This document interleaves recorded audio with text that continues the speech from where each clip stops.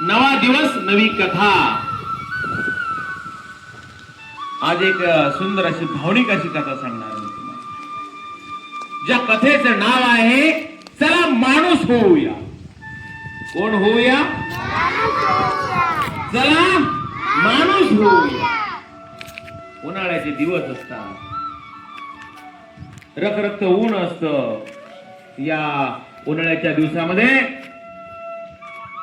एक ऑफिसर असतात, ऑफिस मध्ये कामाला असणारे साहेब असतात ते. आणि दुपारच्या पाऱ्यामध्ये ऊन पडलेलं असतं. आणि मग उन्हाळ्यामध्ये आपण चहा पसंत करतो प्यायला का लस्सी रे? लस्सी. काय पितो आपण? मग बाहेर एक खूप मोठं असं हॉटेल असतं, त्या हॉटेलमध्ये थंडगार अशी लस्सी मिळत असते. आणि मग लेखकाचे मित्र, त्यांचा स्टाफ आणि ते ऑफिसर सगळे जण लस्सी प्यायला काय आले? त्या हॉटेलमध्ये आले. हॉटेलमध्ये टेबलवरती सुंदर असं हॉटेल होतं. टेबलवरती सगळेजण बसले लस्सी प्यायला. लस्सीची ऑर्डर वगैरे दिली. आणि तेवढ्या रखरखत्या उन्हामध्ये एक म्हातारी आजीबाई कमरेमध्ये वाकलेली भीक मागत मागत त्या हॉटेल जवळ आली. हॉटेल जवळ आल्यानंतर त्या टेबल जवळ आली आणि तिनं बाहेरूनच त्या टेबलवरच्या सगळ्यांना हात जोडले आणि भीक मागितली. त्या ऑफिसरनं पाहिलं, जीर्ण झालेली म्हातारी, कमरेमध्ये वाकलेली म्हातारी, हातपाय लटलटत होते, पाणीदार डोळे असणारी ती म्हातारी. त्या म्हातारीकडे पाहिल्यानंतर लेखक भावनिक झाले. आणि लेखकांना वाटलं आपण या म्हातारीला भीक दिली तर आपण काय 5,000 रुपये देणार आहेत, बरोबर आहे की नाही? त्यामुळे लेखकाने त्या म्हातारीला विचारलं, आजीबाई लस्सी पिणार का? कारण की लेखकाला वाटलं आपण दिलं तर 5,000 रुपये देऊ, पण लस्सी होती 25 रुपयाला. एवढ्याला होती. लेखक म्हणाले, आजीबाई लस्सी पिऊया का? तिने होकारार्थी मान हलवली. पण लेखकाला एक धाक होता की बाकीचे सगळे स्टाफ मधले आपल्याला लोक काय म्हणतील, अरे हे या भिकारणीला लस्सी पाजायला लागलंय. हेही त्याला कधी कधी वाटायचं. पण शेवटी त्या लेखकांनी त्याचा काही विचार केला नाही. म्हातारीला सांगितलं लस्सी प्यायची का? म्हातारी म्हणाली हो. म्हातारीने होकारार्थी मान डुलवली. म्हातारी टेबलच्या जवळ तिला बोलावण्यात आलं. सगळेजण लेखकाकडे बघत होते, त्या ऑफिसरकडे बघत होते. आणि मग म्हातारी उभा होती. म्हातारीने काय केलं? तिच्या हातामध्ये ते 5-6 रुपये होते ना चिल्लर, ते त्या ऑफिसरच्या हातामध्ये ठेवले आणि म्हणाली, बाळा हे माझ्याकडे एवढे पैसे आहेत आणि मग राहिलेले तू भर.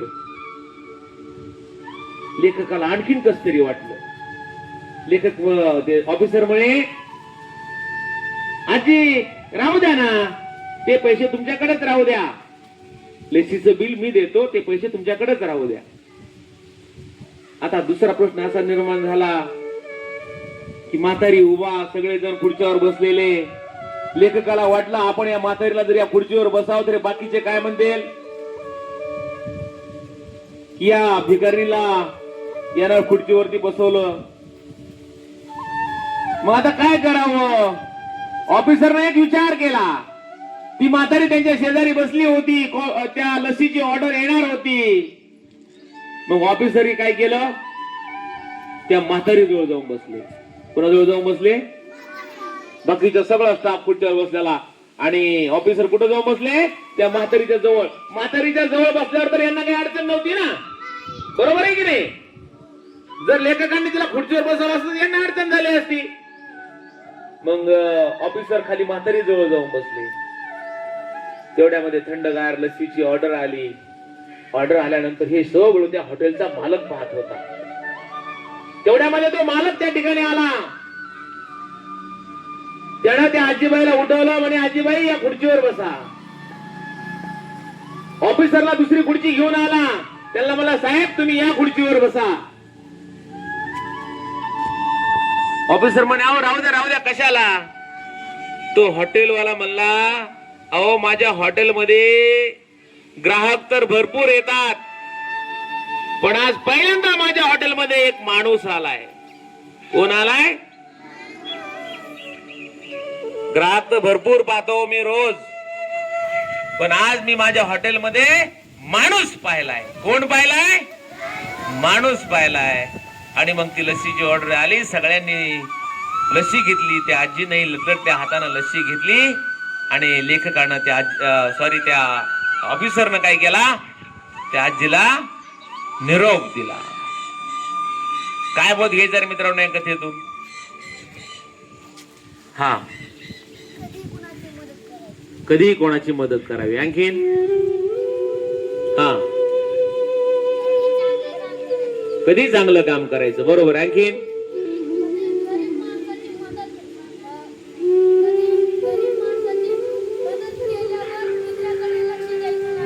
अगदी बरोबर आहे. कधी गरीब माणसाची मदत करताना दुसरे काय म्हणतील, जग काय म्हणेल याचा विचार करायचा. अरे जग आहे हे. आपण म्हणतो ना, या जगाचा विचार केला तर आपलं जगणं अवघड होईल.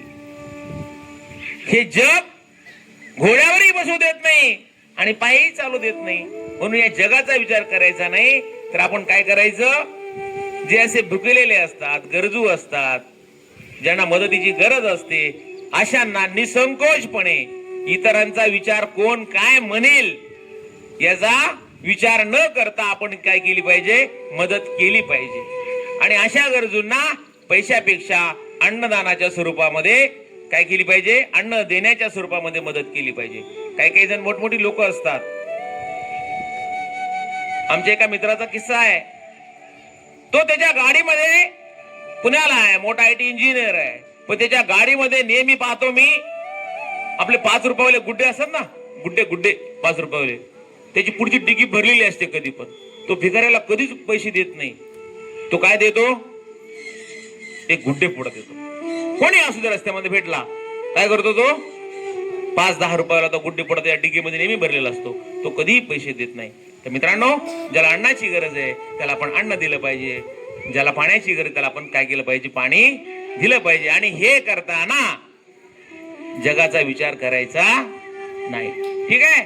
खूप खूप धन्यवाद.